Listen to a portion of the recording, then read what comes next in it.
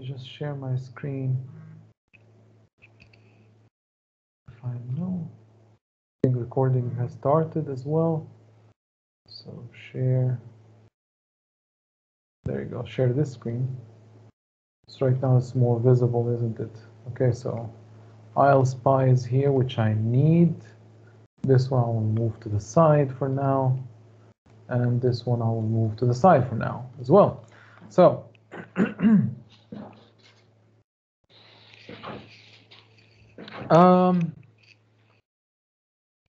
so today I'm gonna be talking about, let me just like move the chat here so I can actually keep an eye on that one too. Today I'm gonna talk about the some of the things which Dennis have already mentioned, and I'm gonna like relatively fly over them really quick because it has been already covered, but it's good to mention them under maybe different lights or different concepts. So far we have been covering Git or introduction to Git for the past 2 weeks, while Dennis actually have been covering something else. I mean, going on with the syllabus. And right now it is time for us to join back onto that. I'm opening a console application here. I called it Playground 2021 because I need just something to play with.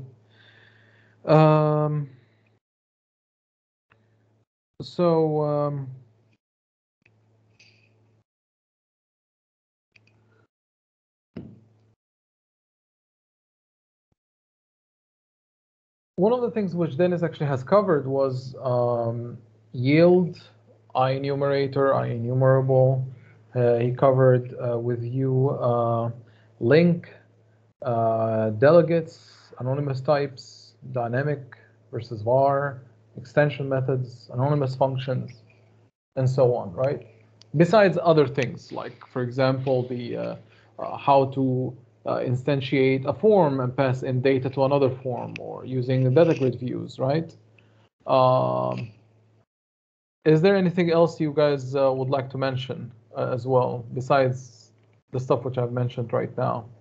Besides the in-memory databases and stuff. Validation, right?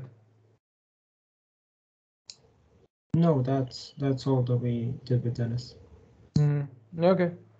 So we can actually like hijack, like we use his project, but I would like to cover a couple of things as well that might be interesting for you. So there are some things which you have heard before, so we're gonna consider it as a refresher for you. And besides other details, I would like to add in there. So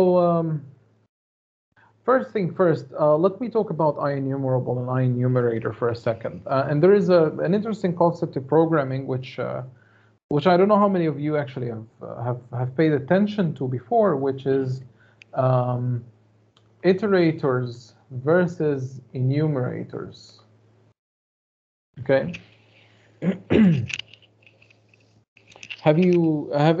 Does anybody or anybody can give me a, without Googling, I mean, can you give me an educated guess, or if you know, what is the difference between iterator and enumerator?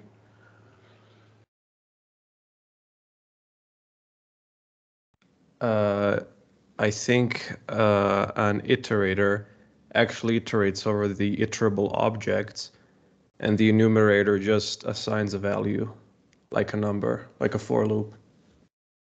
Well, actually, it's the reverse, Omar. I mean, you got it close enough. Yeah, you close enough, right? You got it right, but just the reverse, right? Yeah. So practically speaking, when you are iterating over elements, actually both of them have the same action. You are just simply going over every element, and that's pretty much it. So if you actually look at the, if we have a var lst equals to new list of strings of 1, 2, 3, 4, 5,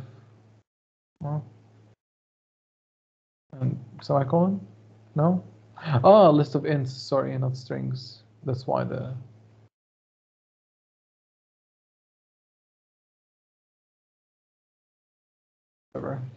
Actually, like the autocomplete gave me once like the...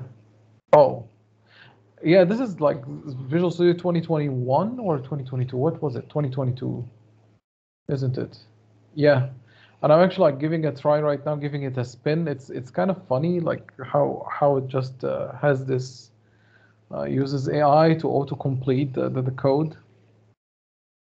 So yeah. Yeah, GitHub Copilot, I've seen it. It's yeah, but anyway, I mean, it's nice. Sometimes it's nice to have helpers, but I usually like to type it on my own. But anyway, maybe for the boilerplate code, it's cool. But for the code that requires actually a little bit more of interesting interactions, we'll see. I never tried this in a at least in a production environment. So let's see. So if you have a list of integers and you actually do a for loop over lst.count, right? And then you just simply console.writeLine.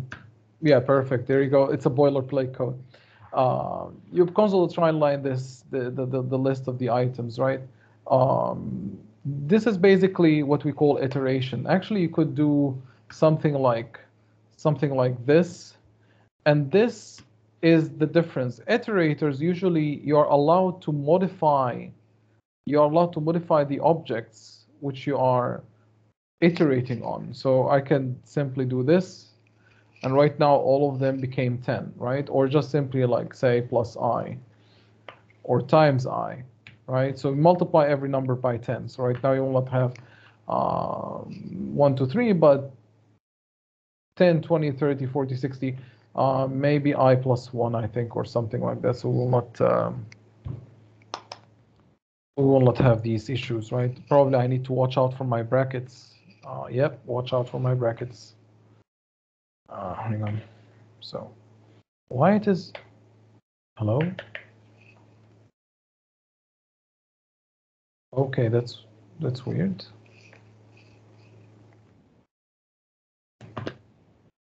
Okay. Actually, this is right now PC, not a tablet. I don't know why. I cannot write. Oh, here it is. Okay, this is crazy. So right now I have 10, 20, 30, 40, 50 until 70, right? So that's the so we get just simply a multiple of 10s, right? So that's it. And this is what iterators do to you, right? Okay. This right now, this is iteration or iterators. Iterator, right? You take a list and you iterate over it and you modify it at the same time.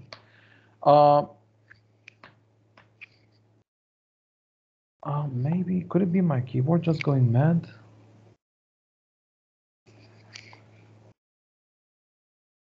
Okay, now it's much better. Probably it's my keyboard then. And then if you actually have a for each loop, right, for var item in a collection, which is going to be LST, right? You could actually say, you could get the item and just print it out, right? The problem is here, however, if you say item dot or item equals to some number, like 10, for example, you immediately get an error here, right? And it says the item, okay, I cannot actually stop this. So cannot assign item because it's a for each iteration variable, okay? And this is actually for a very good reason, because for each loop actually works on I enumerables only. And an enumeration, by definition, the operation of enumeration is just a read-only thing. You just simply go fetch up the next element and you don't modify it. So that's why it's called enumeration here. So enumeration here, I'm gonna call it iteration, right? So this gives compilation error. Okay. Now here's the interesting bit. If I actually, I will actually like take this out because this is a boilerplate code. Nobody cares, right? I'm just gonna Control-Shift-B that. So like Control-Shift-B is like rebuild. So if I run this, you'll get from 1 to 7 the list without any issues. And if I actually grab ILSpy, if I didn't actually dispose it, there you go. Here's ILSpy. And let's have a look at what this playground looks like right now. So if I grab this guy and I just simply say reload, and I expand the program like this. Yeah, I cannot actually see right now the generated code, can't I? I cannot simplify it anymore. This for each loop actually can be rewritten in a different way if you haven't noticed yet. I'm just trying to hunt for. Yeah, you will not see it right now. So actually, this for each loop, by the way, if you don't know yet, it's actually a while loop. So I think while lst dot enumerator, I think dot move next. So move next is a Boolean. Yep, it's Boolean. And then oh, perfect. Actually, like it auto completes the thing. So I can actually like do this var item, and this is item, and this is semicolon. So let's see. So this is this, and that's pretty much it. So you can think of for each loop as a syntactic sugar around this. Okay. And if you look at, I don't know if this will give me the source code, honestly. Nah, of course it won't.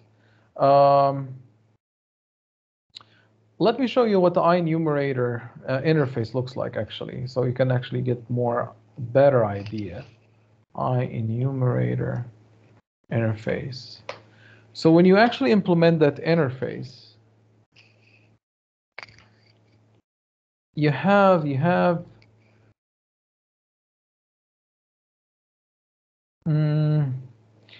this move next, which returns an element, but you have current, and current is a read-only thing.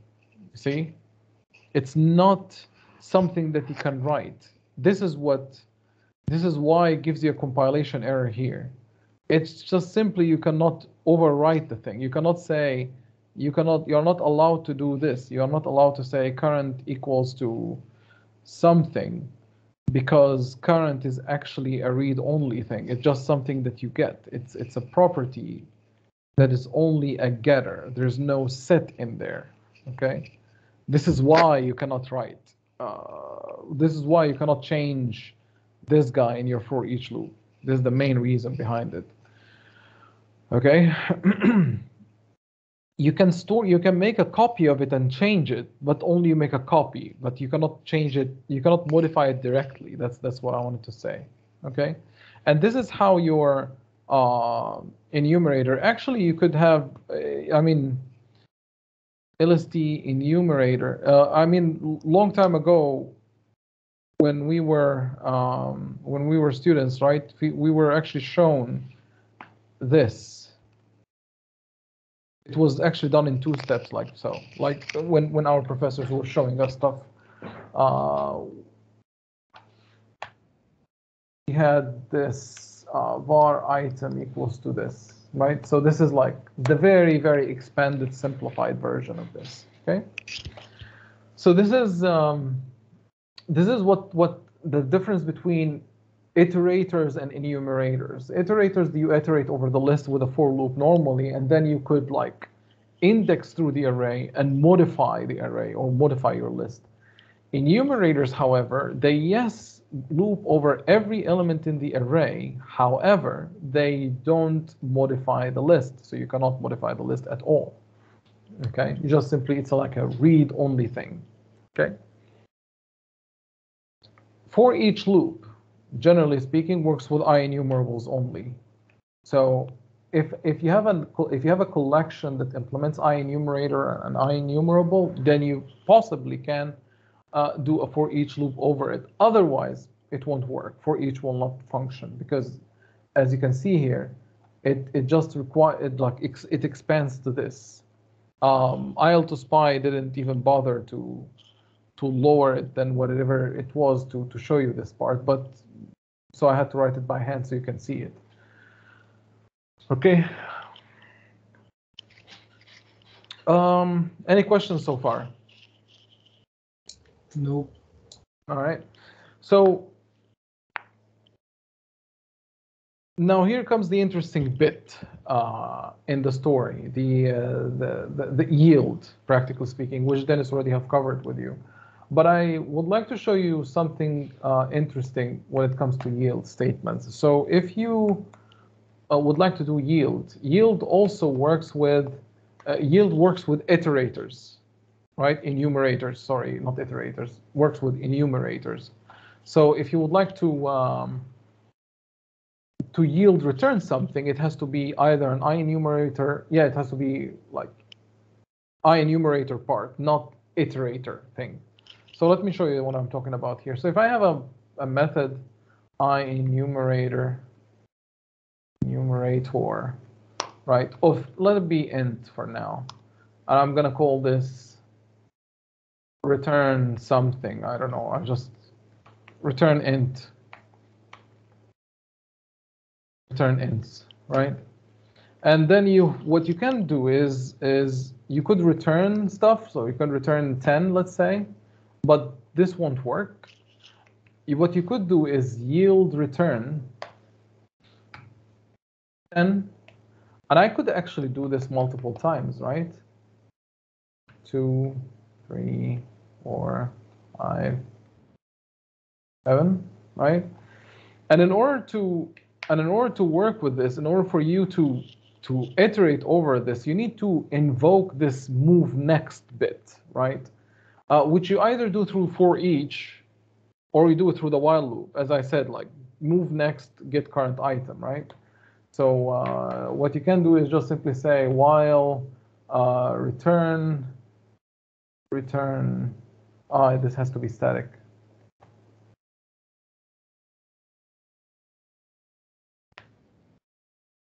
Return ends dot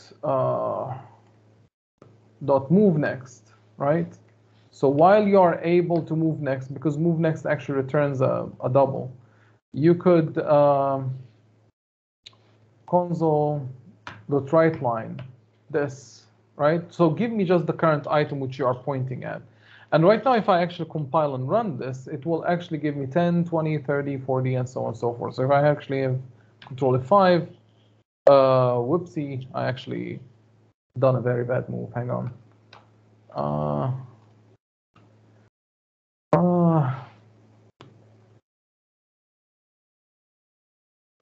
What did I do wrong? What did I do wrong? What? I did something wrong.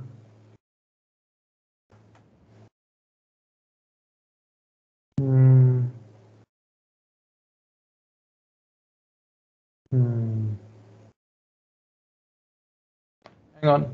Let me see here. Var x equals to that.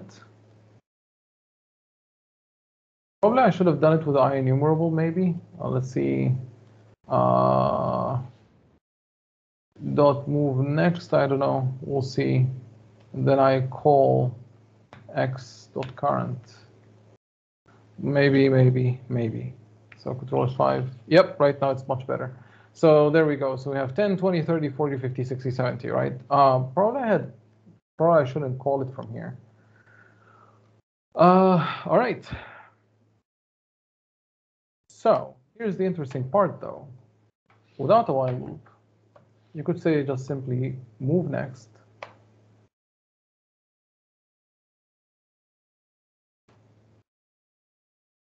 And then you could say,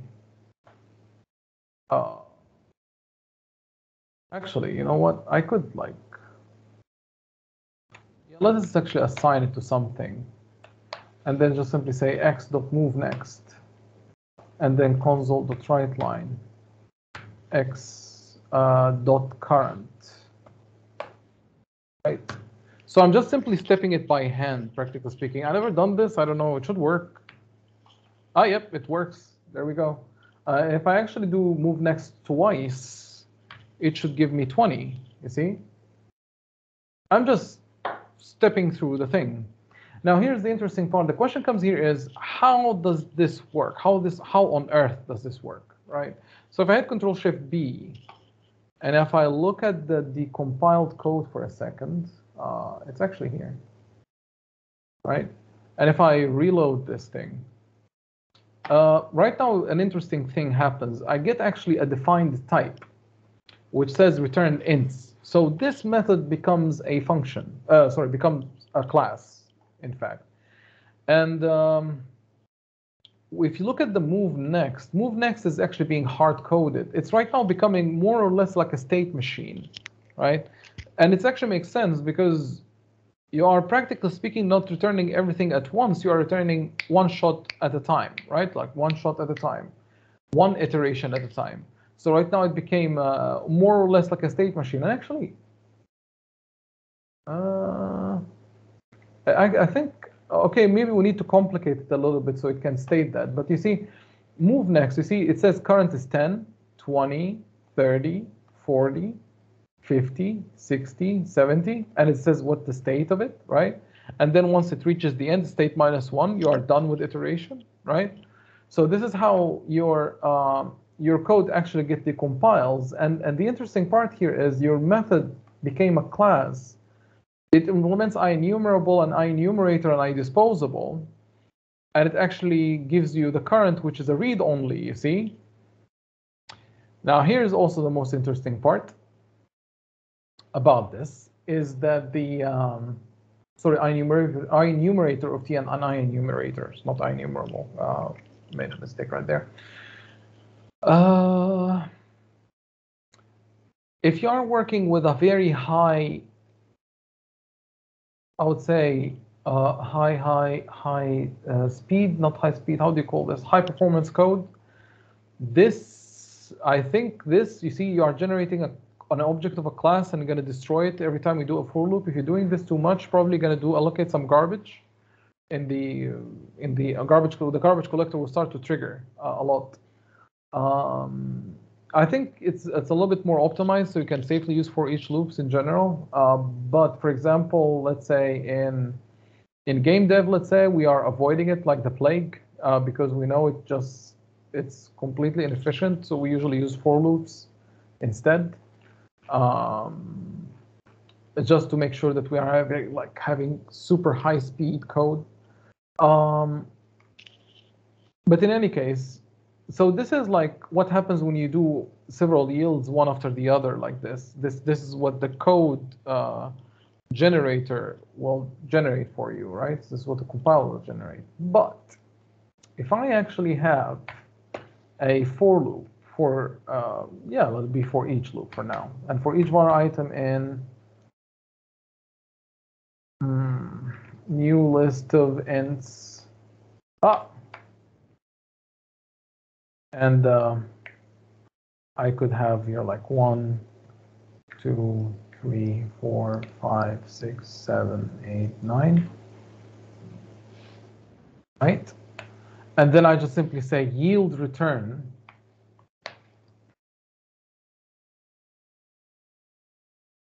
item, okay? And by the way, let's say here I'm going to say yield return 100. There's also yield break, which means like you break the iterator, by the way. I'm just going to add here 100 at the end, okay?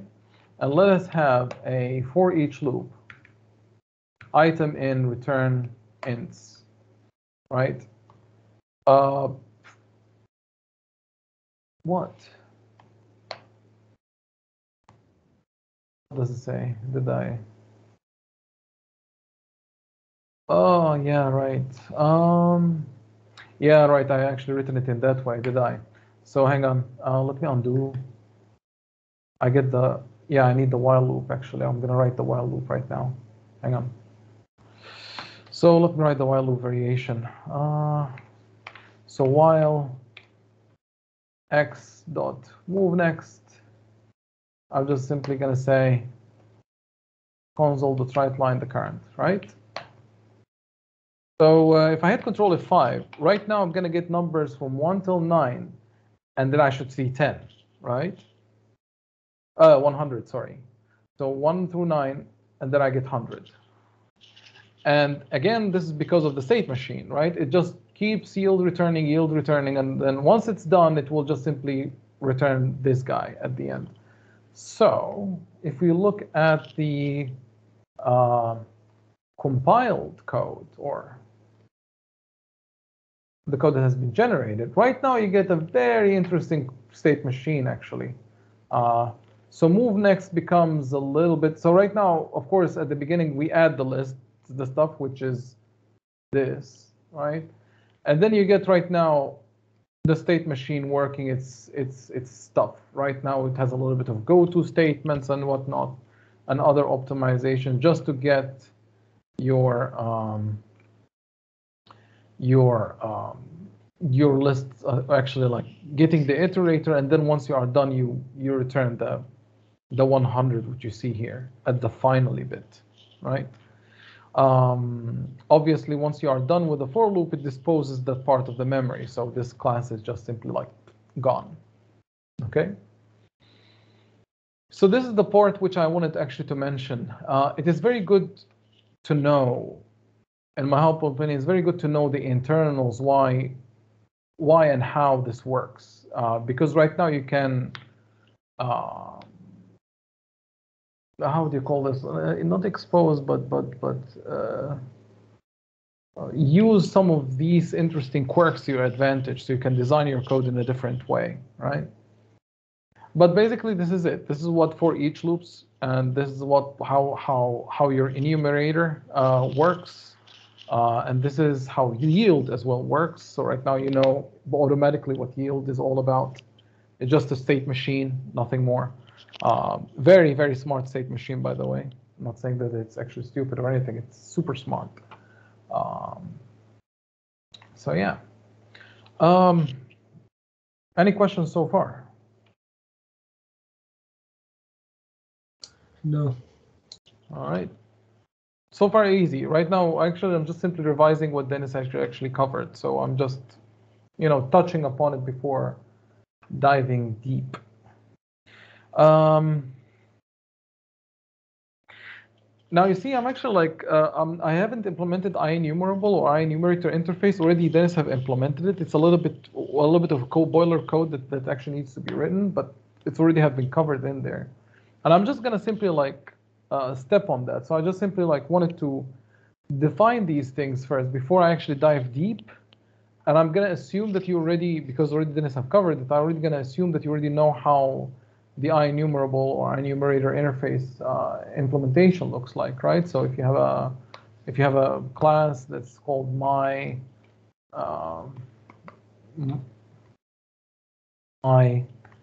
array, let's see.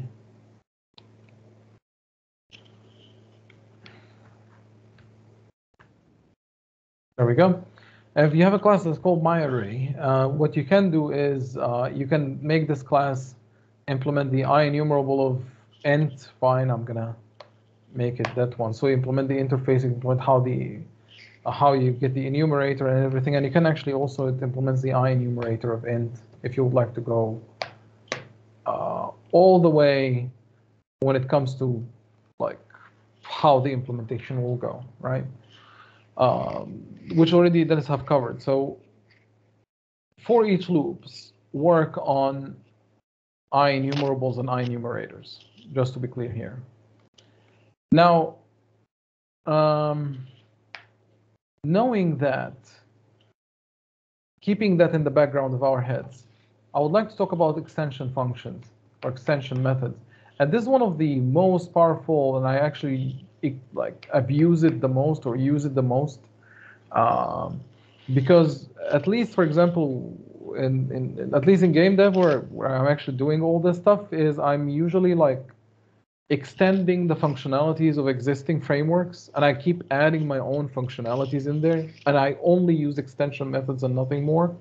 And right now I just stopped writing my own functions, and again I just simply have a library of extension methods that I move from one project to another, and I just simply like reference it. I don't write things again anymore, right? And this is the most beautiful thing about this. It allows you to take any closed code and you just simply add your extension above it, right?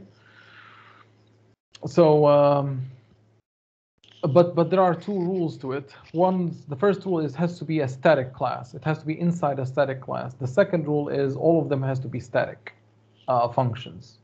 Okay, so a static class, not program, but a static class extensions.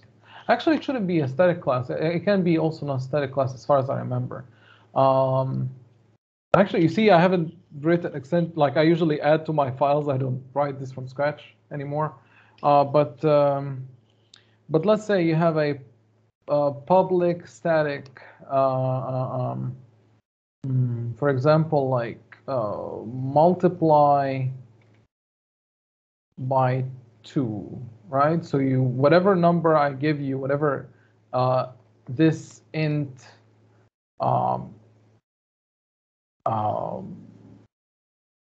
current number, and then we give it an x, so int x, and this is going to be returning back to me an int, right? So right here I can just simply say current number times 2, right? Sorry. Yeah, actually I don't need this also, sorry about that. So I don't need this, right? And return. And what this will do, it will actually say, okay, if I have, for example, x equals to 10, which happens to be an integer, and it's a var, and if I say x dot, I can say multiply by 2, see? And it will just simply double that number. So actually not multiply, but let's call it double the number. Just double it, right? Double it, I can actually do this. Whatever. Console, right line. I'm right now doubling the number, right?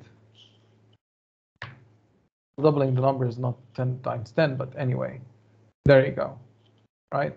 And right now I can have whatever operation on integer I would like to have, I can add it in there, right? Because I'm just simply writing an extension method. So, but the extension methods requires the following. It has to be a static function. So it has to be a static. And it has to be, because you cannot have, as far as I remember, you cannot have, hang on, just to refresh my memory here. I think you cannot have, let's see. Oh, actually, extension methods works only on,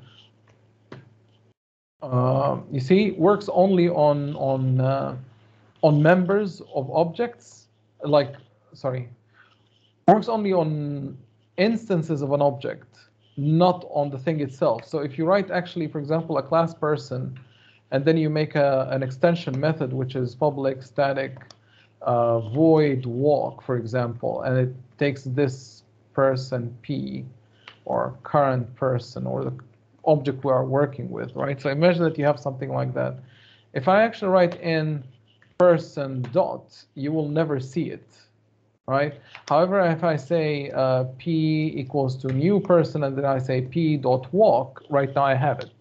So it's a member extension function. It's not a class tied extension function. So it's very, very important to mention that.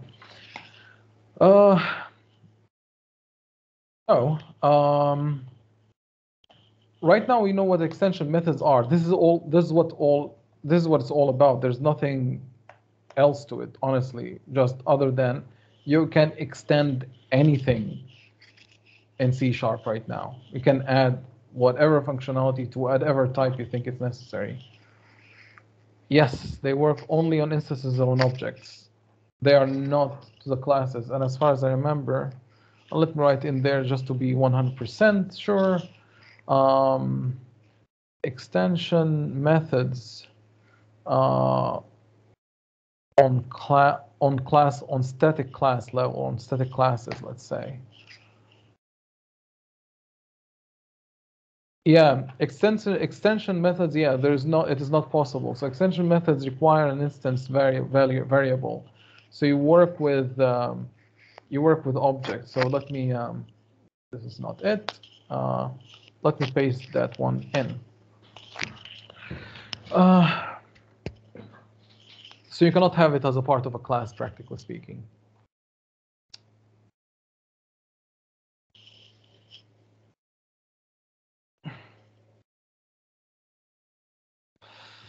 Okay, so we close this, and let's move on. Now that we know, you see, I'm actually going with a very important sequence here. I'm actually going with that sequence intentionally because if you see right now, I covered the for each loop, IEnumerable, Enumerator, and extension functions. Now, if you look at list, var lst equals to new list of int, and let's see if it can it handle this? Ah, there we go. Cool. Can I add more? It didn't actually add more. Okay, fine. I could swear it did actually before the recording when I was playing with this, but cool. So if you have a list of integers, oh, do that. Okay, cool. And if you would like to do some interesting operations, so lst dot, you have add range, add for each, insert range, and so on and so forth. And you have all those interesting stuff going on. However, if you actually include using link system. Right now, when you hit control space, right now I have a ton of other functions that appear to you, and they are all with an arrow right there. And it is actually written here extension, right? And it says IEnumerable of int, IEnumerable of int union, right? So you can make an union, intersect, accept, all, append, as parallel, average. You can do average. So it's an extension method. So it will return me an int, right? So if I say console.writeLine average, right there, and it should be a function as far as I remember. And right now, if I hit Control F5, it gives me an average of 5.2.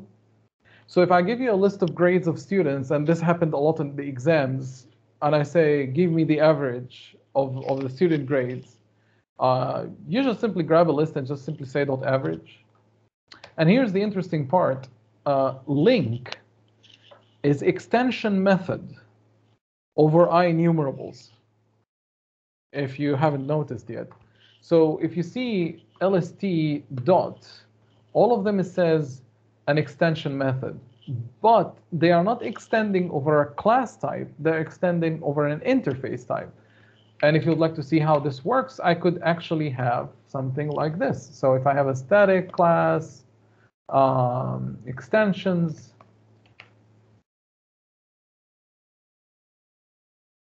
and I can have a public static void add crazy, whatever you would like to call it right now, I don't know. I cannot add crazy, but do crazy, I don't know. Then we have here IEnumerable of t. Yes, yeah, we need to have this because it's an extension of t's, right? Current object we're working with. Yeah, that's pretty much it right now, right? And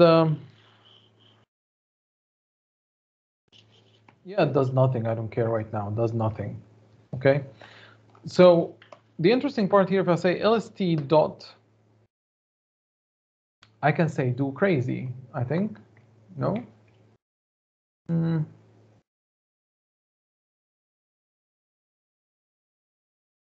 Aren't you missing this?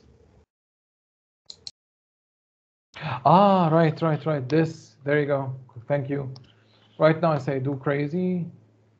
Oh, again, doesn't. Oh, wait. I have an error. In a non-generic class, okay. Okay. Ah, right. Yeah, I forgot. It's generic function. Sorry. Happens. So right now, do crazy, it works, right? And this is the fun part. Actually, this works with anything that implements our enumerable interface. That means if you have do we have a queue of int q equals to new queue events? If I say q dot do crazy, it's there, right? So anything that implements the interface, enumerable interface right now, it will have that method right there, okay? So doing extension methods over interfaces is actually kind of fun, to be honest. Right now, it's up to you what you would like to do with this, right? So you can actually say current object dot, yeah, it's enumerable of t dot move next, for example. Do I move next here? No. Oh, it's enumerable. If I had enumerator, I would have had hang on, dot get enumerator. Move next. And then I just simply say current object dot current dot get enumerator dot current. And right now I have the current object and I can do whatever I want with it and just return it. Instead of this void, I could return t. So I could modify the object and return it back. So we take a person and add a pension to him and just return him back, right? So right now it's the sky is the limit, basically speaking. Can do so many things with extension methods. It's actually crazy. And this is one of the things which has been added, I think, in C# 3.0. I really cannot recall anymore, but this is, yeah, pretty much it. And I know that has been covered, but I'm actually trying to show you the different flavors of how things work because I'm going to actually rely on it a lot later on in the future, at least in graphics course later, the next semester. So I'm going to rely on these concepts too much. So yeah. And also in the exams, probably you will not do your extension functions right now. You probably will do it later when you get probably Erisya and Erisdva, I think. When things get a little bit complicated and you would like to grow stuff better. Yeah, so I will actually give you a small break of 10 minutes and then we'll get back and then I will show you the rest of the stuff which I would like to cover regarding the dynamic or vars and anonymous functions, which we're going to use a lot because we are not going to, write one single liner functions anymore. We're just simply going to write it like, just write it right away instead of just polluting the code. So yeah, we'll see you after the break then. 10 minutes, so at 2:15. And if you have any questions, feel free to shoot. I'll happy to answer.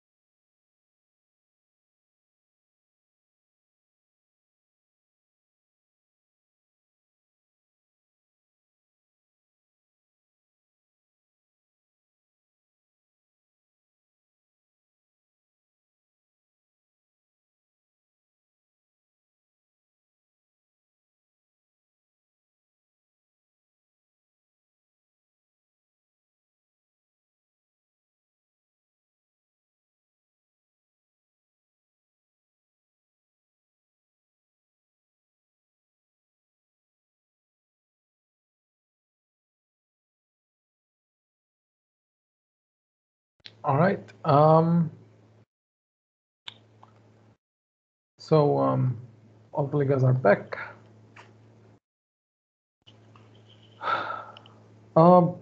Now, what we need to cover, the part about delegates and anonymous functions. And these are one of the things which are, again, are super powerful tools. Delegates were there since C# 1.0, obviously. These are, practically speaking, already, as Dennis have mentioned in his classes or in his lectures, it's just mere function pointers, but on steroids, I think we can call them that way, because you can stack them. That's the power of it. You can just simply keep stacking them if you want to. And the cool thing here is once you call upon the delegate, it will just simply, like call all the functions that it's actually pointing to it. Like if you stack one function above the other, in the pointer, it will just simply like go ahead and just simply like call each one of them. Because of this plus equals bit, which you already have seen in the lectures. So let me actually just iterate a little bit on that. Honestly, like I haven't used delegates like as explicitly like delegate as a keyword since a very long time ago, since the introduction of actions and funcs. Because action and func are basically, action is a void delegate and a func is a delegate with a return type. And that's pretty much it. Have Dennis actually mentioned action and func, by the way? Yes, he did. Yeah, okay, so there you go. So what I would like to show you is just the stacking bit, how far you can stack stuff in there.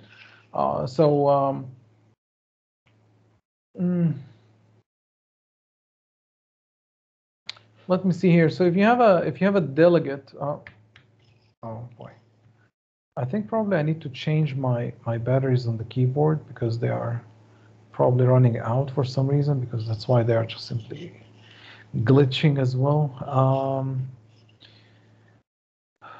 Static delegate, and delegate is a type, by the way.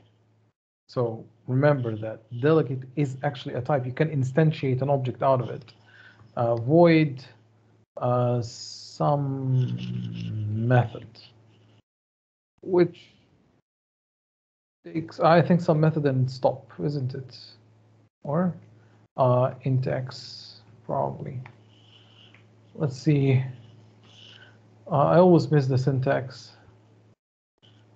Yeah, but I'm gonna need it probably for this. Yeah, obviously it cannot be a static because it's a type anyway. So let's say you have private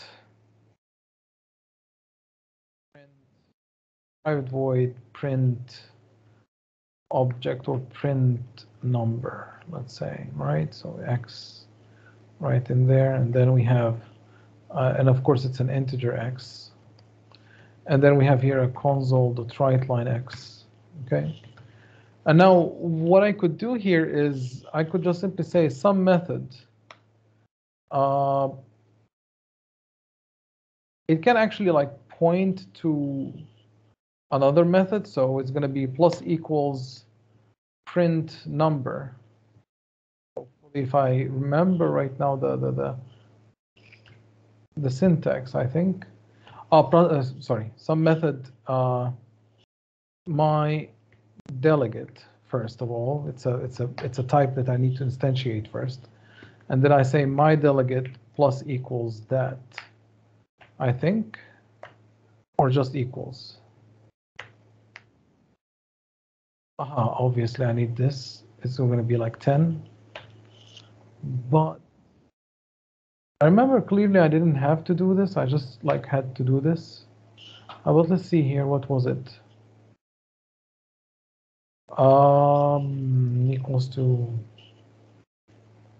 Can I? Well, like what? Like, can I do this then? The problem is I've just forgot the syntax, to be honest. It's kind of embarrassing, but hey.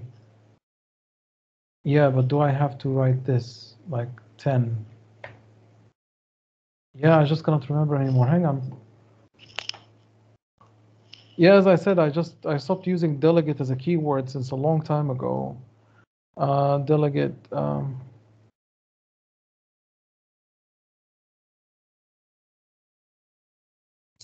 Shouldn't we have an event that's gonna have the plus equals? No, there's no need to. That's the point. Actually, delegates, you can, as far as I remember, you can actually stack them without any issues whatsoever.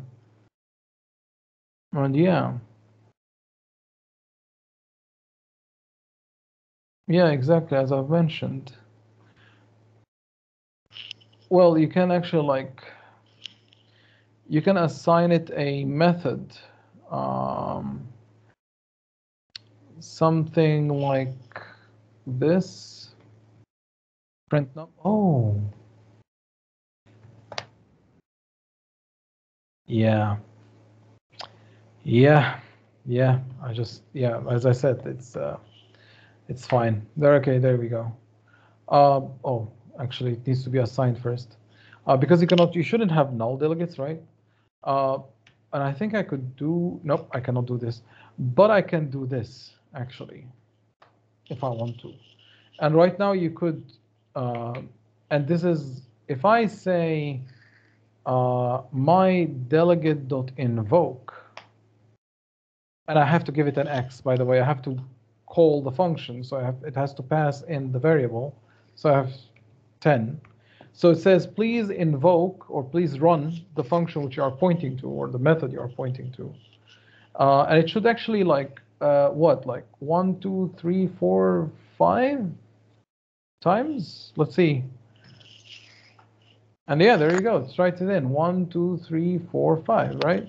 So this is like you can stack the calls actually, and you could say my delegate minus equals print number right now, which means unsubscribe from the delegate, right? Just remove me from the stack of methods, right? And there you go. You have like 4 numbers right now, right? Because I just registered 1, 2, 3, 4, 5, and I said like, I'm just gonna remove 1.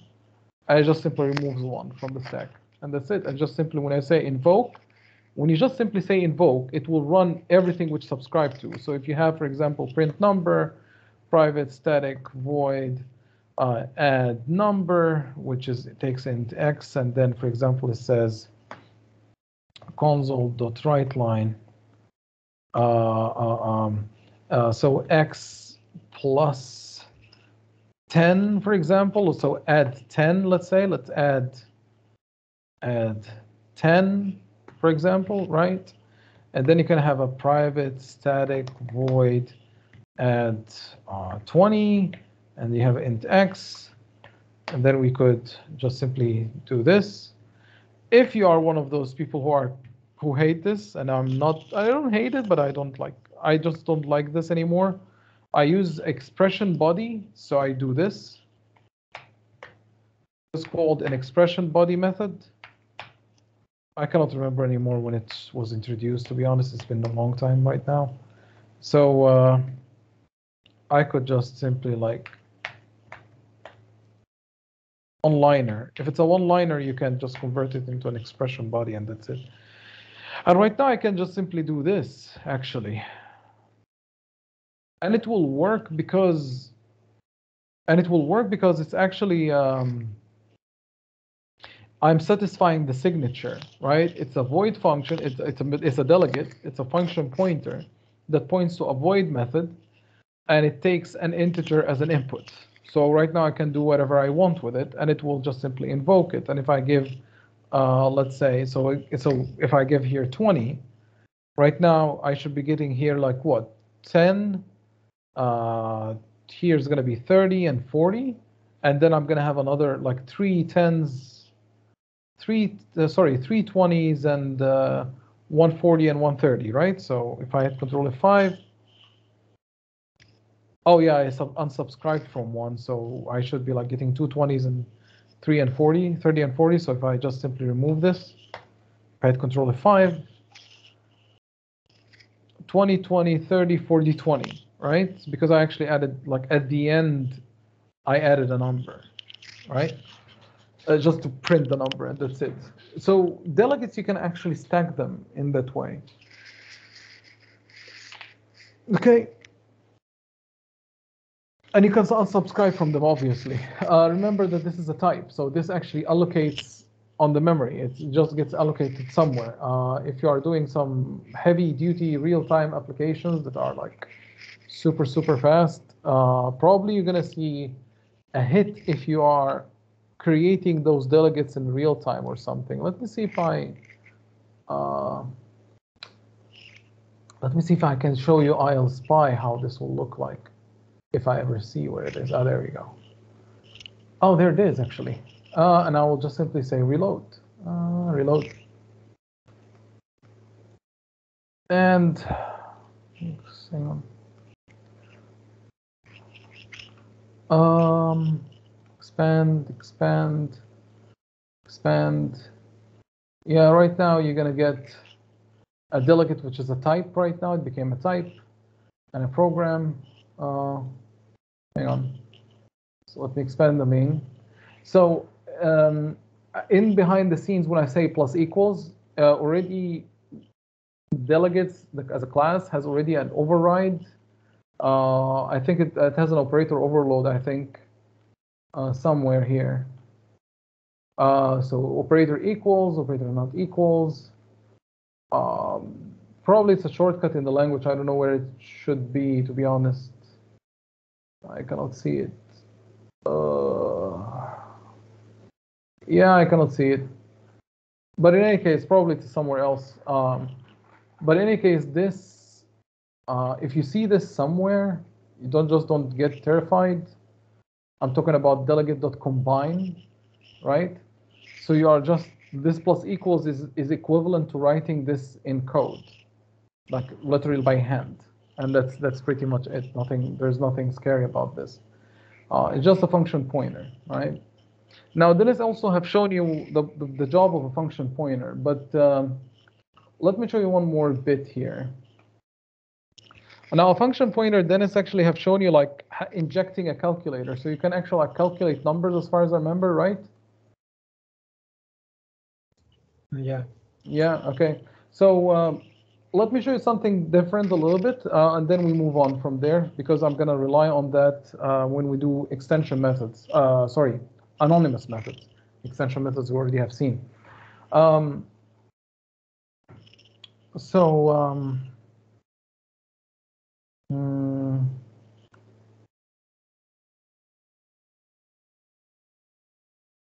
So if you actually like trying to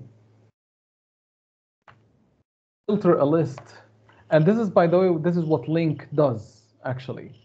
So link, so if you have a, hang on, do I have a list here? No, I didn't have a list, didn't I? Nope, I didn't. Let me have a var lst equals to new list of ints 1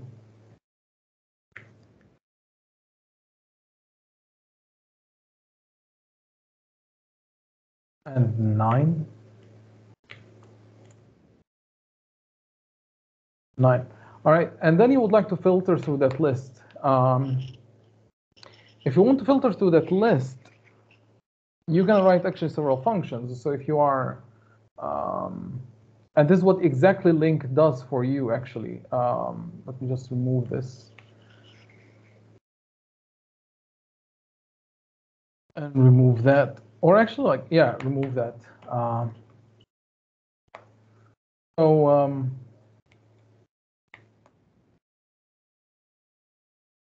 So let's say you would like to find get the list of all elements that are less than 5, for example, right? So you're going to actually have a private. I actually was, when I was teaching this, like what, 10 years ago, I think, I was always giving the same example just to drive the thing at home, and it's always worked. So there you go, just the same example actually. It will just simply a list of ints, right? And I'm just gonna evolve this function really quick. By the way, because Dennis already have covered it, but there's something I would like to stress on regarding the power of using delegates in general. I'm gonna say just filter. Yeah, hang on, give me just a second. Let me change the batteries here. Probably the batteries on my keyboard just finished. That's why I'm glitching and I'm not typing as fast. Like I'm writing several characters and they never appear, which is kind of crazy. So these are trash.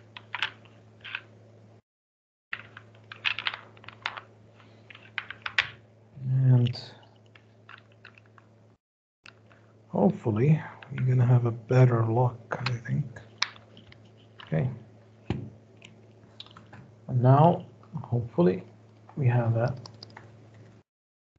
better functionality. So, filter larger than 5, right? And then you have an int number, right? Or actually not even number. You could just simply refer to larger than 5. And then you have var lst result, var result equals to new list of ints. And then you have a for each loop for var item in a collection, which is the result. Please, if item is, we said less than 5 or larger than 5? Larger than 5, so larger than 5. Just simply add it into the result. And here, just return the result, right? And you are done. You could be even smarter, right? You could just simply say, okay, fine, I'm just going to yield return this. So I'm just going to simply say yield, yield return item, and that's it. And then right now you can have here like what enumerator of int, right? You can go as far, right? And it will work exactly the same. But for simplicity's sake, let me just undo all this. Just for simplicity's sake, I'm just gonna do this, and we're gonna evolve it together in a second, okay? So otherwise, and then later on, you just return result, and once you are done, okay? So right now I can go ahead and say, okay, var result equals to lst, actually filter. Yeah, I need to put this as a static. As usual, I forget this, so static. And filter larger than 5, and then you write here, yeah, nothing, just this is it. You just simply say,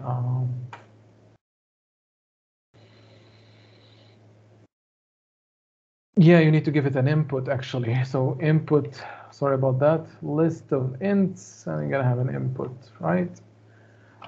And then we're gonna have lst, so var item in input. I was actually writing blindingly apparently, so this should be an input, right? So that's it. And then we're gonna have a for each loop var item in result, console.run line the item, and we are good to go. So if I hit Control F5, right now I have a 6, 7, 8, 9, which is programming 101 stuff, right? There's nothing fancy in there. The problem starts to arise when I actually would like to have less than 5, right? So I have to duplicate that function, have less than 5, and you move on. And then, so this is less than 5, so less than 5, right? And then if you would like to make it equal to 5, right? And right now the problem starts to get even bigger when you would like not to have it to 5, but to x. And then you'll say, okay, less than, and then you take this out, and then you have here an int a number. And if this, for example, less than a number or larger than a number, right? You can start actually like thinking about this and making this better and better. And then you realize that this doesn't pay off.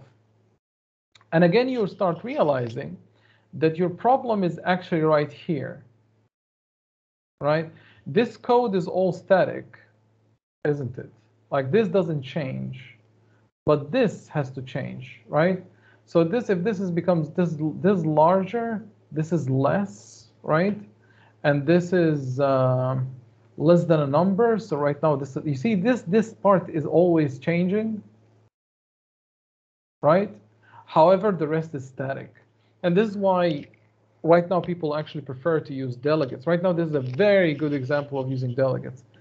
In fact, the link, if you say var result to result, if I know how to write result to equals to lst not to list, but dot select.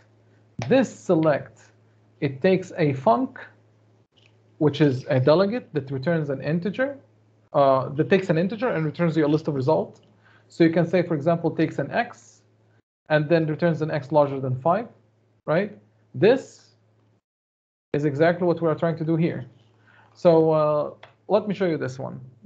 I jumped a little bit ahead, but let's go back. So since we have a problem with this guy, so instead of me actually like only sending an input, I will actually send you as well the thing, the delegate, like the thing which resolves the problem. So I'm going to have define a delegate, which is a Boolean. It returns a Boolean, and I'm just going to call it condition. In this case, we're going to call it predicate actually, which takes an int x, right? Delegate is a type, so we give it. So we actually like define it outside of the classes and stuff, or outside the functions. You can define it inside the function if you want to, but that's up to you. And right now I can have a private static list of ints, and I can just simply say filter list, right? Which is going to take a list of int as an input and a predicate, right? Predicate. If I know how to write predicate. There we go. And then right now you're going to do exactly the same thing. You're going to just simply for each everything. However, right now you're not going to say if item, you're going to simply say if predicate of item, because this guy takes an x, right? So you are calling the function which is pointing to. And right now all this is useless. You don't need this anymore. This is gone. Done. And right now I can just simply say filter list. And right now I have to pass it a function, right? A method that satisfies this signature. So I can say, for example, private static void, or actually bool, because this guy returns Boolean, right? So Boolean filter larger than 5. Right now it's going to take int x, and I'm just going to simply say here with an arrow function, return x larger than 5. So if larger than 5, just And you don't need a return. yeah, right. Thank you. So return if x larger than 5, right? Pretty much it. And then right now you have this, and obviously, sorry, this. Okay, and right now this result. What am I missing? Filter list. Now corresponds to the predicate. What does the predicate take? You need a. You need a pointer to the function in the call, right? No, why? Ah, right. Sorry about that. Yeah, you usually forget. There we go. So you actually supply your filter in there. Yeah, as I said, I usually write it in a really like a compressed way. This is too much verbose. And now what we can do is just hit Control F5, right? And then you're gonna have 6, 7, 8, 9. Now, obviously, if you would like to filter that like less than 5, right now you're gonna have much of these stuff. It is less, by the way.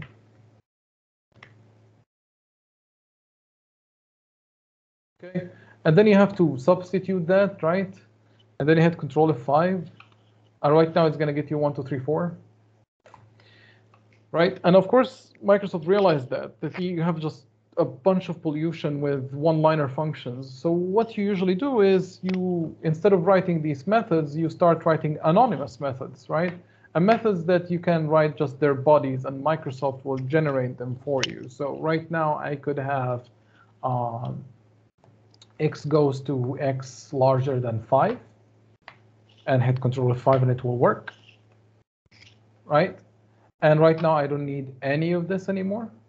Or actually I need this. Yeah, I need this. And right now Microsoft also told me like, hey, you don't need to do this, right? Because we have something which is called a func. So this is going to be a func, which gives me a Boolean and it takes an integer, right? Or Sorry. The return type is the last one. So it takes an integer and returns a Boolean. So there we go. That's my bad, right? So right now I'm right now compressing my code even more and more, right? So right now Control F5, and I'm still running, right? You could even take out this completely, I think, as far as my knowledge goes, and then you can just simply yield return item. And this will not return a list anymore. This is going to be I enumerator of int, right? And right now it's going to be this, or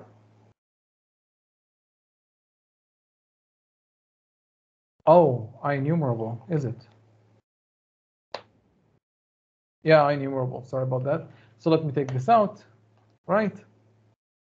You could make this even better by making this generic, right? And right now your list, and this of course has to be here T, right? And this will filter anything you give it, right? This will work on any list in the world. So right now you could have a class. You see how things are evolving? I'm just evolving it a little bit faster here, just for time's sake. But if I have a static class extensions, my extensions, what I could do is just simply like have this right here. And instead of even writing a list, right? Am I missing something? Am I? Yeah, I shouldn't having that here. I should have it outside, like so. Right, I could have like, instead of input, I could have just simply say this IEnumerable of T current object, for example, and then just do this. And right now I don't need to do this anymore. I could just simply say var lst var result, or for each var item in lst.filter. What did I forget now? Oh, come on. What did I forget? It's yeah, right.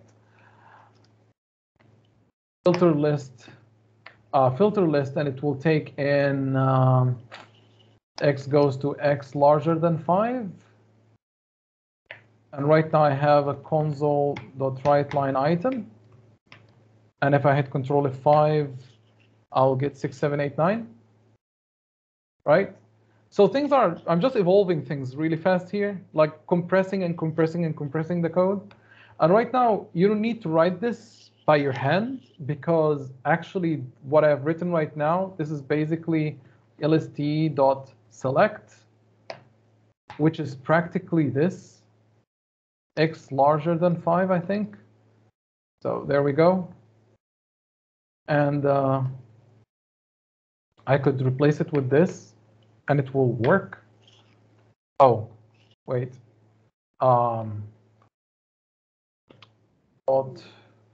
Yeah, it returned to me a bunch of booleans actually, which it shouldn't.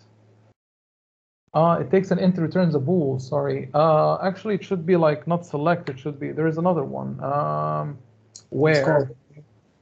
Right? Where? I think it should be right now. Yeah, that's where. Sorry. So this is equivalent to where. That's it. As easy as that. So this is the evolution of it. I just wanted to show you like how things are evolving from one point to another, nothing more. Which I think is super important, because you have to have the feeling when you're going to use one, how you're going to use extension methods, how you're going to use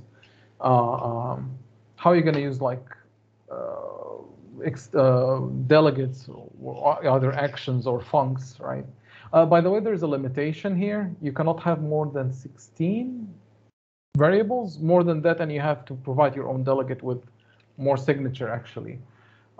There's actually a limit. Well, let's see. Do we have a IntelliSense? There you go. So we have up to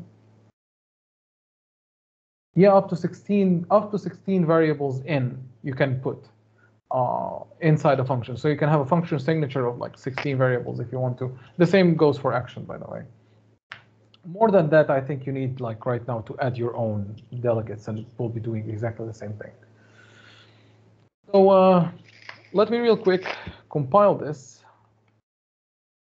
and show you the decompiled code, actually, which is going to be quite fun, I think.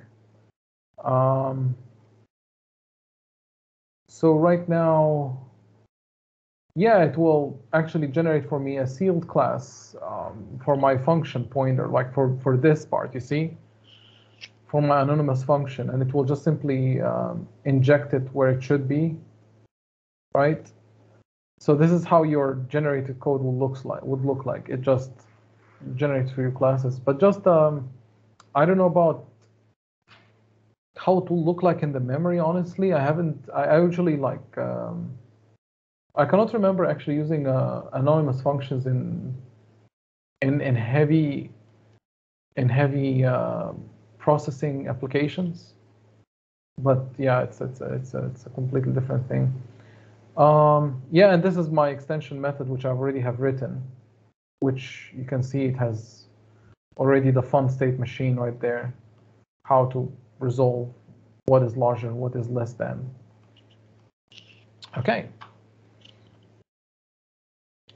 Now, these functions are called anonymous functions because you generate them on the fly, by the way. You can have multiple variables, actually. If I have var my funcs is gonna point to, or gonna equal to, let's see if I'm allowed to do this actually. X, Y goes to X plus Y, I think. Can I do that?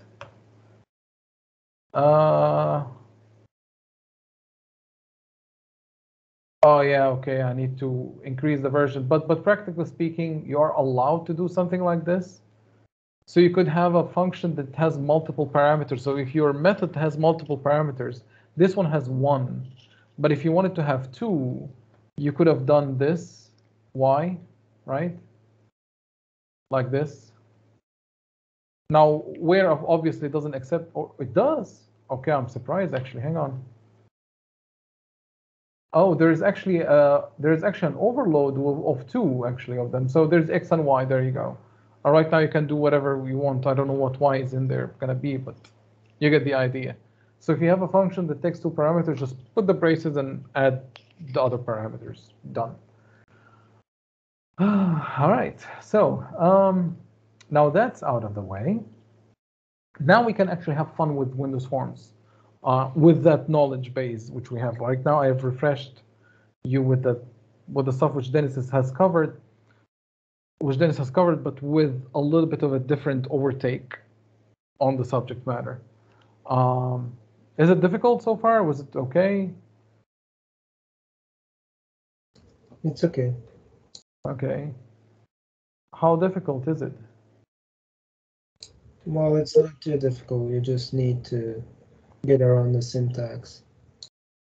Okay. What about the rest other than Haris? Are you guys still alive? Yes, we are. Okay. Good A to little hear. bit practice and there shouldn't be any problems. All right, good to hear. Good to hear. Good. Okay. Okay, anyway, you have the recording, so you can refer to it later. Sorry about the missteps of the syntax. Sometimes I forget things when going fast. Okay, how about this? I'm gonna give you a break of 5 minutes, and then actually, I'm gonna give you a break until 3, and then we're gonna carry on from there.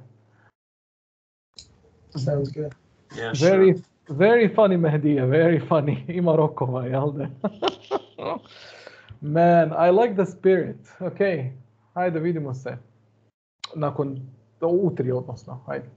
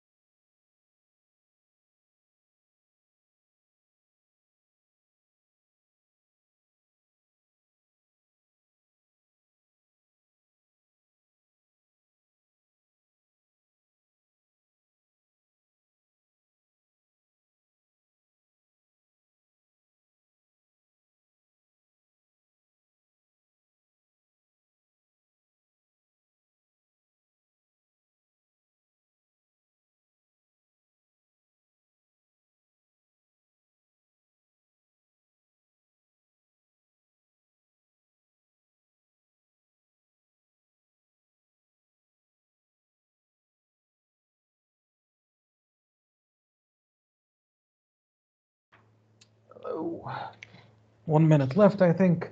I just read Brain Eating Amoeba. Adebo. To nije ništa, ono, vjerujem, meni to nije ništa posebno, koliko ja vidim. Mislim, do sad je ono što se učili, to je vrlo lagano. Nije ništa, ono, baš challenging. Mislim da možete za nekih, zavisi sad ako ne radi, mislim ako radite svaki dan, man, this is super easy. Anyway,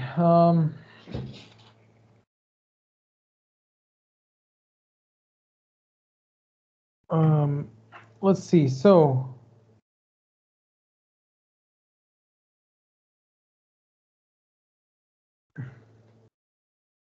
yeah, for realism's sake, definitely. Right now we are done with this part. Let me go ahead. So I'm just done with what I wanted to cover, practically speaking.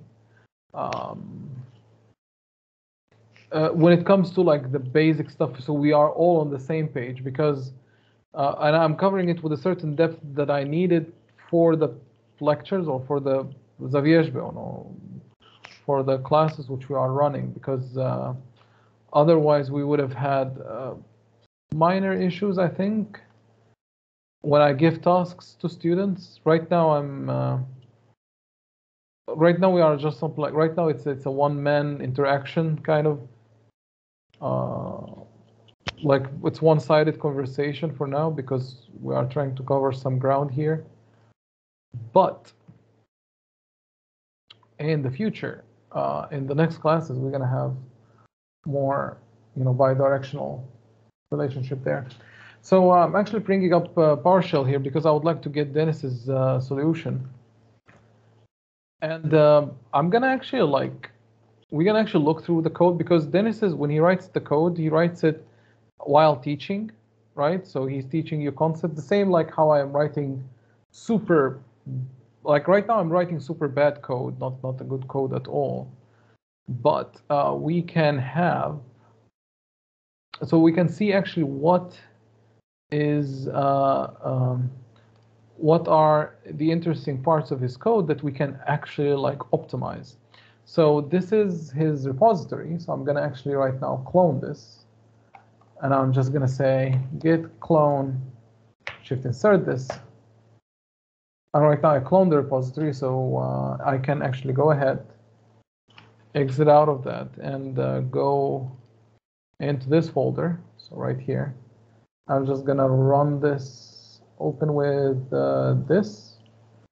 So Visual Studio 2022. It's fun, I have to say. Probably need to check out the themes. I'm actually quite curious about the themes, which offers. Anyway, so git changes are not that important. Now let's see actually what has been done so far. So I'm gonna go ahead again in there. I'm just gonna terminal right here, and I'm just gonna say git k, just to see what has happened so far. So the latest changes where in MemoryDB right now he hard coded some students into this quote unquote database, right, or into these like lists, let's say. Right, we had the validation covers, right? So he covered validation right here, as you can see here. It's given to you right there, right? You have Delegates. I think it's already something else. Right now, he also covered like the classes, like he added more classes for Coding Studio. With the new form that you can add a student and validate the input and all that stuff already has been added. And yes, working with integrate views.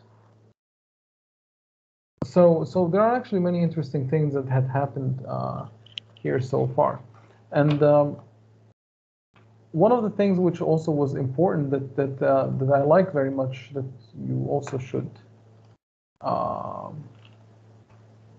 be careful about is like how to send, like sending this. Let's see.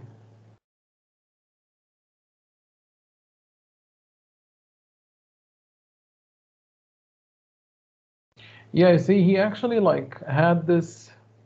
So if I hit Alt F12, he had this in the DLMS app, right? Like to have a static one, but of course it doesn't have to do anything with coding practices or anything. You just, again, while we teach, we usually write interesting code, but just to drive the point across, right, without complicating things. Because if we want to write this better, we could have had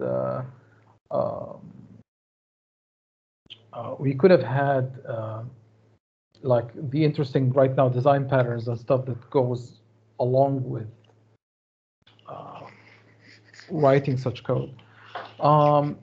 But we could right now see, okay, form 1 is not there. Hang on. I need this, and I need right here. One of the things that I wanted to mention regarding the data grid view, when we click on a cell, all the time we are having the selected rows, and then we pick up the first row we have selected.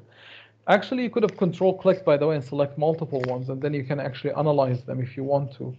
So you can have a collection actually of them, because this, you see, it says data grid view selected row collection.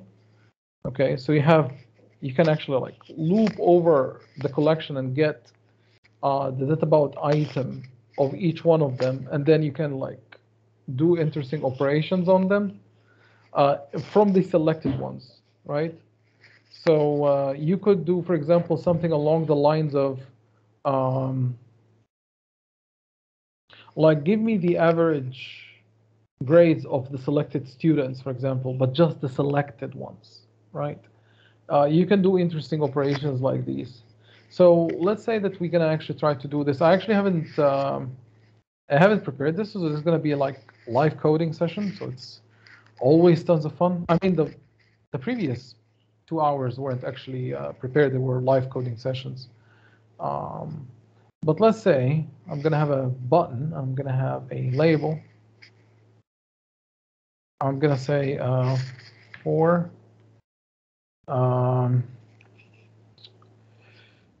first of all, I need to call it a name first. So it's going to be LBL average. And here's going to be average. Or actually, I shouldn't name this average. Actually, I should be like label this label 1. I don't care about this one, but I will duplicate this guy and just put it right there. So this is going to be average with a colon. And this one is going to be accessible from code. So right now it's going to be LBL average, which we're going to actually have a text of 0. So right now it is just simply 0, nothing more. And let me try to put this correctly, hopefully. Okay, so this button, it says, let it be here. Let this guy be here. It's going to be btn calculate average. And this is going to be just simply like calculate average. Right? I'm just going to expand this just a bit.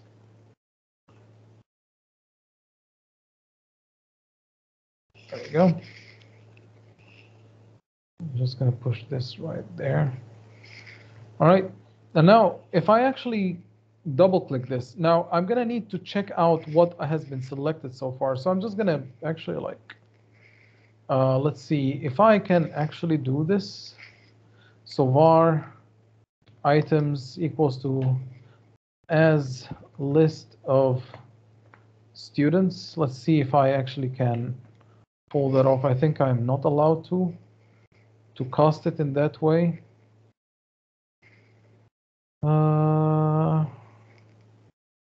Yeah, because boxing and unboxing actually. So I need to like.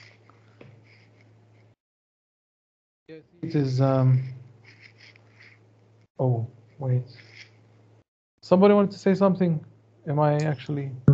I think you need the index of the selected row, right? No, I'm actually gonna have all the selected rows. So I'm just gonna, let's see if I can actually loop over this for each var item in useStudent.selected rows. Right now I'm gonna say item.databound. Oh. Item of, why I cannot have actually, let's see, collection. Oh yeah, right. It's actually like. Haris, your mic is still on. Huh? Thanks for letting him know. Well, let it be like this then. Not a for each. Then I cannot actually for each this guy. For I in length, so it's gonna be like this guy dot count, and then I'm just gonna simply say this guy of I. I'm just gonna add it to a result maybe. So I'm just gonna have a var result, var list of var result equals to new list of a student, right? And then I just simply say result dot add, and I need to correct my typo.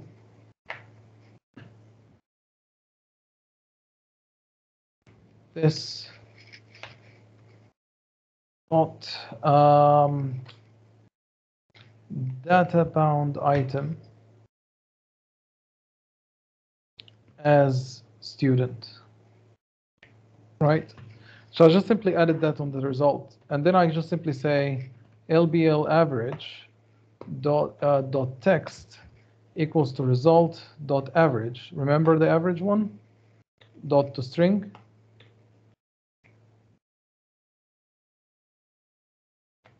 Come on. What am I? Result average.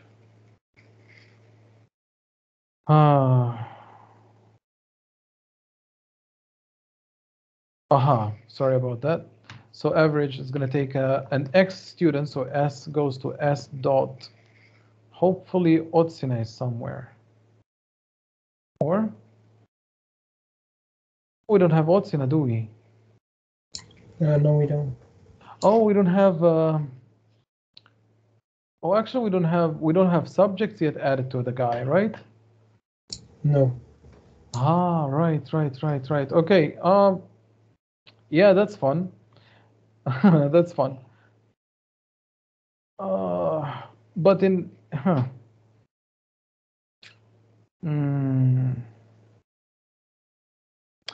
Okay, fine. Let it be like yeah. I thought that actually the subjects were there. I don't know why. I could swear I've seen it. Good in a studio student. There's subjects, but for different part of the lectures. So it's not implemented yet. Yeah. Right. Actually, it's actually in memory DB we didn't have. Yeah, because I remember like on the classes before we jumped into Git, we had implemented the concept of a subject with grades, and yeah, so we could actually expand on that by having every student a list of subjects actually that they can actually use. So, all right, so let it be for now. For now, let me actually like just not to complicate things because I'm gonna need to refactor the code in a second. we're gonna just simply say, okay, result dot count right now. So I'm just gonna say, just give me the count of the elements that has been selected for now, even though it says the average, but fine. But yeah, let it be so for now. Let me hit F5. Oh, right. I need first to set, because right now this is a console application. If I hit Control F5, actually, there's, yeah, it's actually looking at the console application.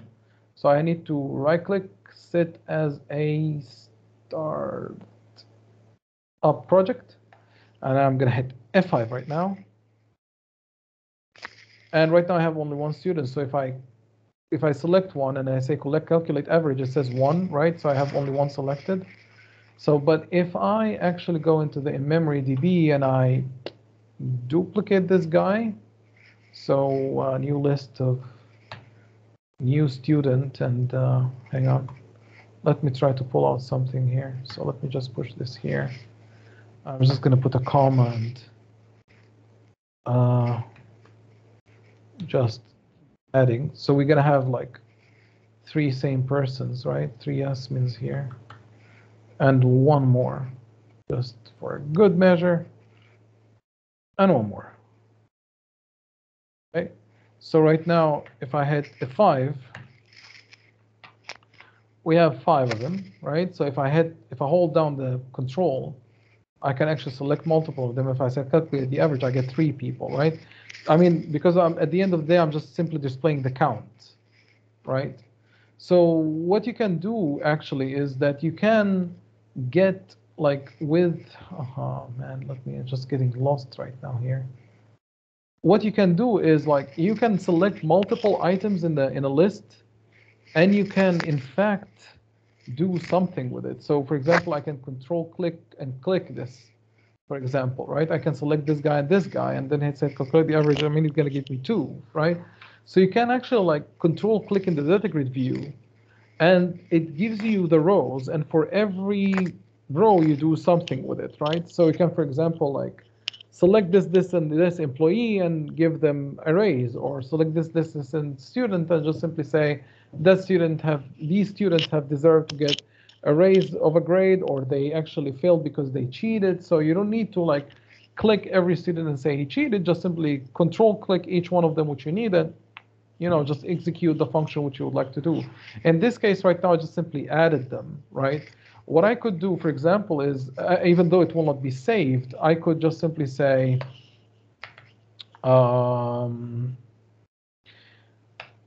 let's like push this further. I think there was a result dot for each, I think. And then you have for each student, then you could do is you simply say student dot email dot to upper, for example, right?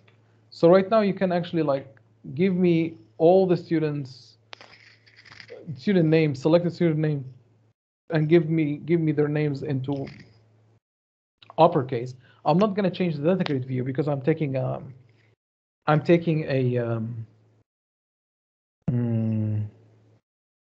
I'm just taking a copy out of it. This is what I actually wanted to, right? So at the end of the day, instead of the average, I can just simply say like, okay,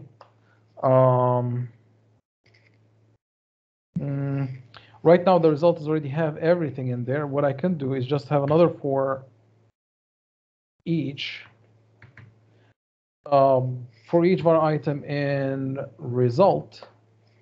And right now I can just simply say LBL average. Let me put this. I am actually quite annoyed by the name of it. It's not an average anymore. So I'm just going to grab this, push this aside, put this here, and make this as test output. Because it can happen in the exam that you could do interesting, then it's asking you for interesting operations to do that are like, that requires you just to know that you are actually manipulating a collection, and you know how to you know how to manage that, right? So what if somebody tells you for selected students, so if I control click each one of those, if I say give me an average, then it should calculate the average correctly. Right now we don't have subjects yet, but generally speaking, I mean, right? So right now I can just simply say return, so I'm going to say LBL average.text plus equals, and I'm going to have item.name, or .email, sorry, .email, and then I'm just going to add a space in there, right? So just append the space, and that's it. You can have a string builder and whatever, whatnot, but I will not complicate things. I will just keep things super simple.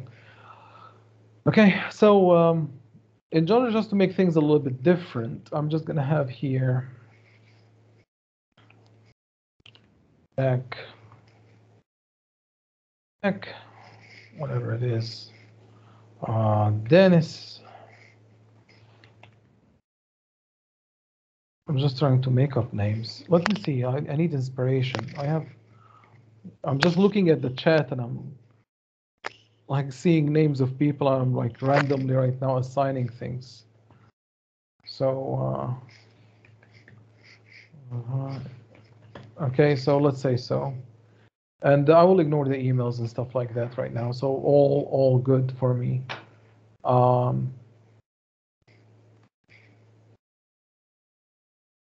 And right now, if I hit Control F5, or F5 rather, right now I have like different names. So if I actually like select those three, and if I say calculate average, so it says Haris, Jack, and yes. Oh, really? I mean, it says so, but hang on. First of all, that text has to be cleared. There's no 0 anymore in there.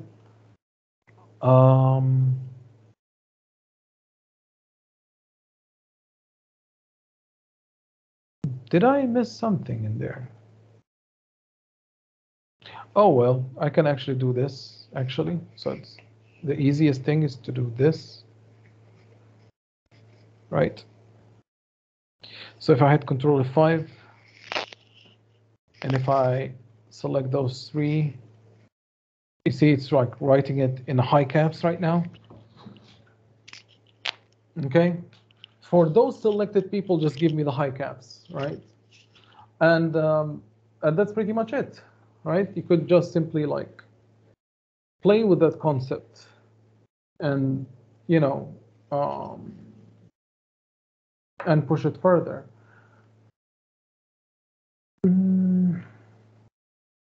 One more thing though, before I actually let you go, when Dennis actually pressing like having a new sending a new student, right?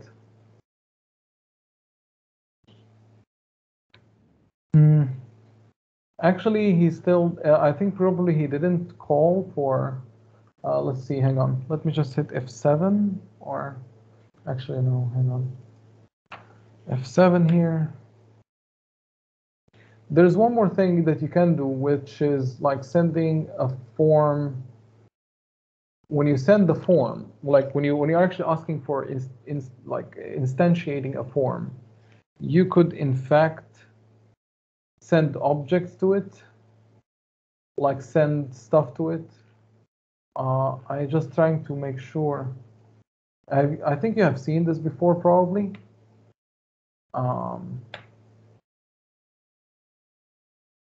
Yeah, there you go. You see? So right now here, at the beginning, he actually made an overload with this one, right?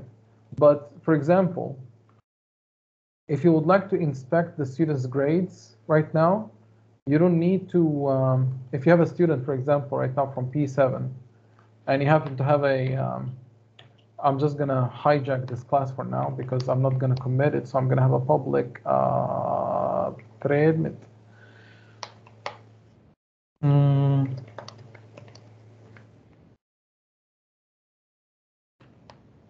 Then you have a public, shall it be integer or shall it be float? Oh yeah, integer. You never have a floating point grades. So what's get and set. I have here, for example, a list of grades. So public list of predmeti and get and set, right? And of course, obviously, we need to import collections generic, right? And then we could have here in the constructor. In the constructor, we can have predmeti. Yep. There you go. It was there actually. Come on. There we go. So we just simply instantiate it to a new subject. Whenever you create a new sequence, we just simply instantiate a new list of predmeti, right? Empty list, and then we can fill it later. So if I go into in memory, I could add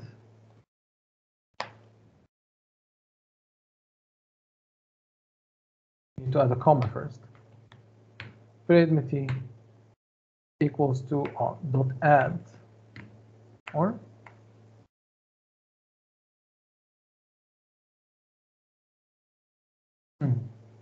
that's weird.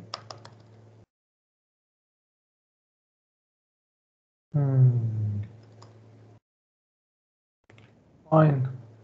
List the predmet, and then I'm gonna have a new predmet, right? Which is gonna have a as if, for example, equals to pair 3. Also, for example, is gonna be like what? Whatever it is, and then I can just simply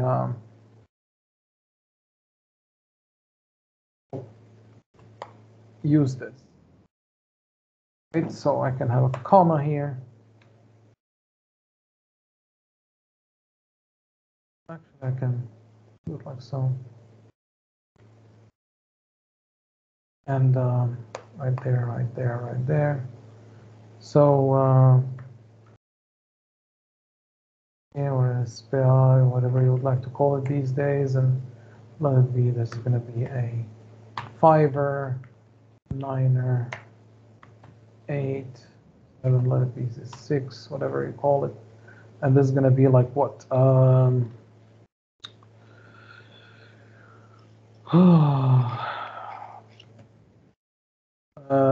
Math, and then we have what is it? Architecture. So architecture, there we go. And then right now I can just simply like copy this and paste it for the second guy. Just have a comma and just simply change this to 8, 7, 10, 5, and then just comma, which is going to be 6, 10, whatever, 8, 6, or 5 or 6, whatever it is. Then we're going to have here 10, 10, 8, 9. Then let's see here, it's going to be like what? 7, 7, 8, 9, 5. There we go. So we have like a bunch of subjects that we can play with. And right now, for example, I could actually have in here, this was modified, right? Yeah, with list of predmeti. So here I'm going to actually add one more form. And I'm going to call this FRM list subjects per student, right? And what you can do is having a data grid view, if I ever see it. It should be under data, actually. And data grid view, there we go. Yes, undo.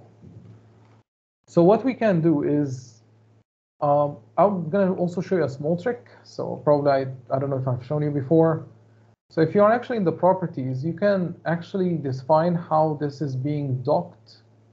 So it should be in the layout section and docking. You could say like it should be, yeah, sorry, it's not, yeah, none. I was meaning not the dock, I was meaning the anchor. So anchor it from all sides, and what happens is you already can do this. It resizes, right?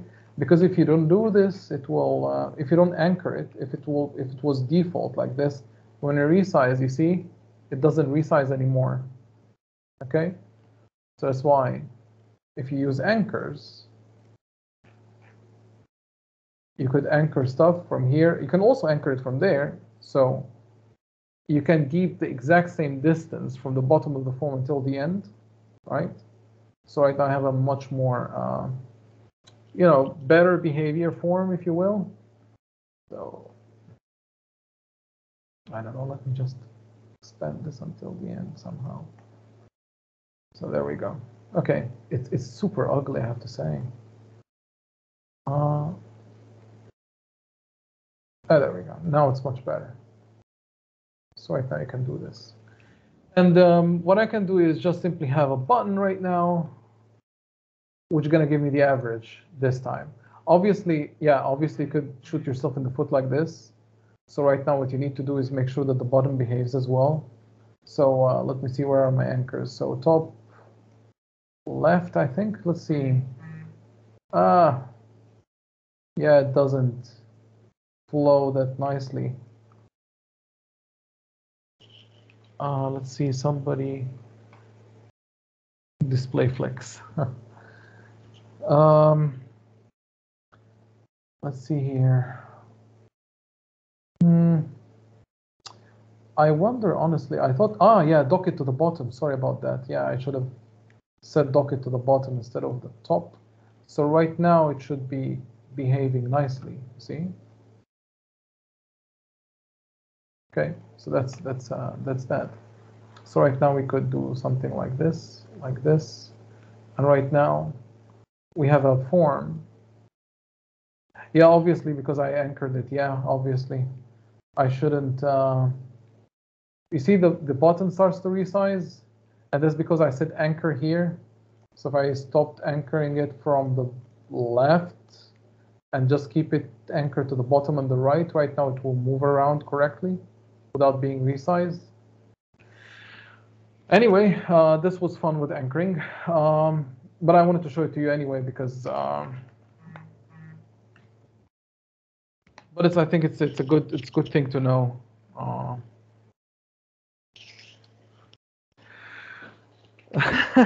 Became verde. Well, it's, yeah. I mean, the Windows Forms is easy. There's nothing fancy about this. I'm just showing this for you for fun. So this is going to be BTN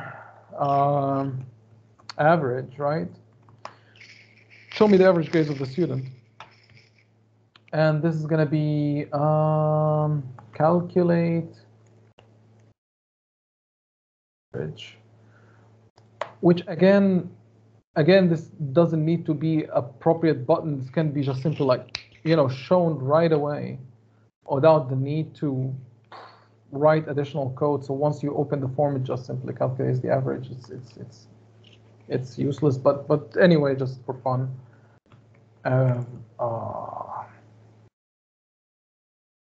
Average. Yeah, right. Average, and then I'm just gonna Control-C, Control-V that, and right here it's not gonna be. It's gonna be LBL average. Right now, right there. Somewhere the text. There we go. So right now we don't have anything in here, right? So this is gonna be. Whoopsie. Where are you? For real. Okay, fine. Let it be there. I cannot find it anymore. So the average is there. So what we need to do, what we could do besides this, we can actually call this. So public minimalist subjects. And I think also it needs to call this. As I remember, this is how it should be done. Like so. Is it? Or? Hang on. which will take a student, actually take predmeti. Actually, lista predmeta. So predmeti. There we go. Dennis, I've shown you this. Am I right? People? He didn't really do that. He just sent a student. Is that this because then it will also initialize the component, so Yes. we don't have to write it 2 times? Oh, I thought you asked about the. No, inputs. about this. Oh, I didn't get it. Sorry. Okay, so this actually has been shown to you earlier, so that's good. Now, data grid view, or actually I didn't call it yet, right? So F4, give me a name, data grid view, subjects list. So I'm gonna hit F7 again. I'm gonna have here subjects, data grid view, the data source. Yeah, that's beautiful right there. Data grid view, can I have? But it's gonna be null first. So just make sure it's nothing in there, even though I know there's nothing in there, but just to be sure again. So we are done here. So sorry about that. So now this is done.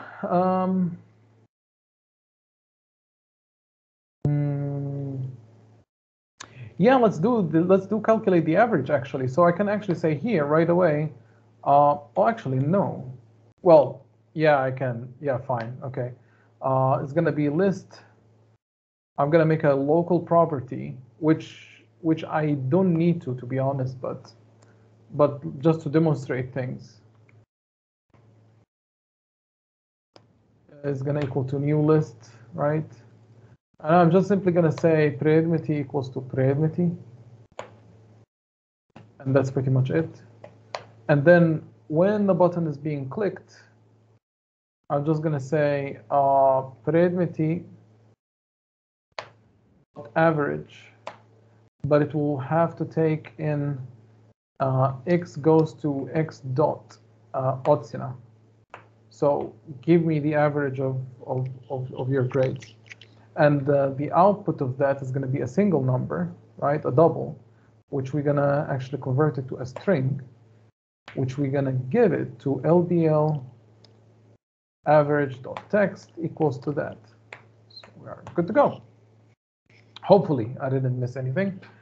And now we need to initialize this guy. We need to send him F7. Not F7. I need to add a button somewhere here. So I can just simply remove this guy. This guy is not going to be calculate the average anymore. This guy is going to be show grades of a single selected student. Okay, so show grades. And this is going to be btn show grades. And then even the method, I can actually change it from here, I think. btn show grades. There we go. And I will just simply erase this. Perfect. Now I'm going to actually grab, oh, I lost the data from there, didn't I? Fine. All what I need to do is this guy, actually, or this is all what I need. And also check if he's not null. You see, I'm actually repeating this code. All what I can do is just simply say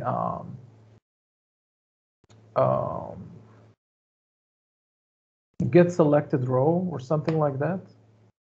So I could just simply say, oh, actually, this is a good choice to refactor this. So here you go. Private student. And actually, it shouldn't be placed here, but fine, get selected student from get single selected. Fine, get selected student from data grid view, right? And what it will do, it will just simply say, if he's not null, just return the student, right?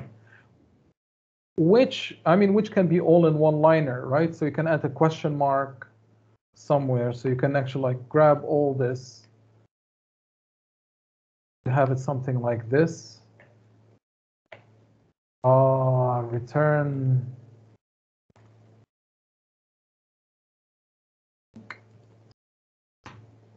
something like this, but it doesn't matter, let it be so. Else return null. Just to simply, again, we are simplifying stuff, so I would like to not to complicate your lives or anything. Just for studying purposes, nothing more. And then all what I can do is just simply say var, actually new, let me show you a new one. Because you could have var frm equals to new, what was it? Formal list subjects. And then you could, oh, sorry, come on. The subjects, and you have two overloads, right? You can pass a list of subjects, or you could do this. And you could just simply say this dot creativity and then dot show. You could even say dot show dialog, and no one will bat an eye. So you could do that. And you could push this as an arrow function. Right? Because I don't need to define it as a variable and then just simply instantiate the variable. What I need to do is just simply like instantiate the thing. Right? So right now, hopefully, if I didn't forget anything, we should be getting some grades. There we go. So for Yasmin, we have these grades. For, I don't know, Jack, we have these grades. And for us, we have these grades. And if I say average, it says 7.5 for all the grades. Right? So you could actually have fun with sending stuff, objects, through form constructors. And right now you could actually, like exploit that and make your application more rich by sending data, necessary data to the forms in that way through the constructor. And it will just work fine. See?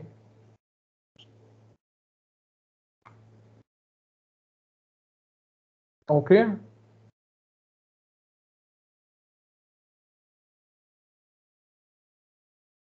Guys?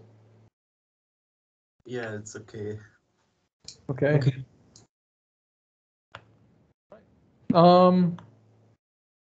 I just so the takeaway from this is data grid view. You don't need only to always like choose the first one which you selected. You can actually have multiple selections, and then you can play with the idea. Obviously, this will not work if you try to like if you have multiple selections, you cannot send it to the form. That's why it's hard coded to 0. I'm not allowing to send more than one. And in fact, I'm selecting like the first selected row. You could actually like intentionally send the last selected one if you would like to handle it in that way. But in any case, yeah, you could use pattern matching.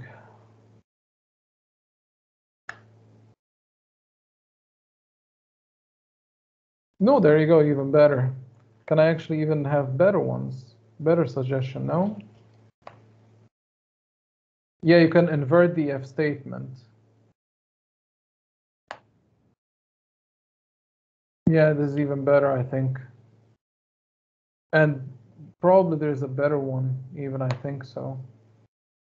Yeah, but okay, it's fine. So right now, even Visual Studio helped me to optimize the code, like to make it a bit cleaner. So there we go, even better. Oh, what did I do?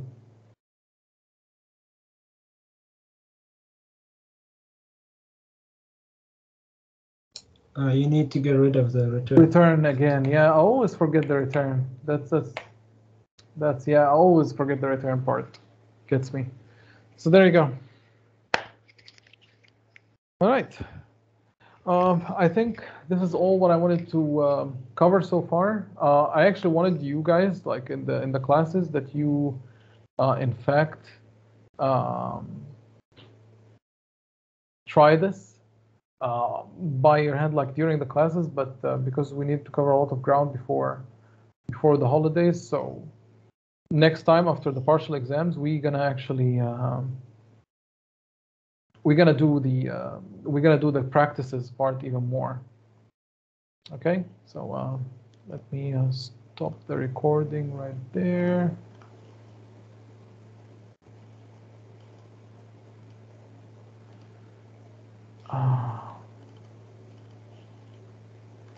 If I ever find the call though.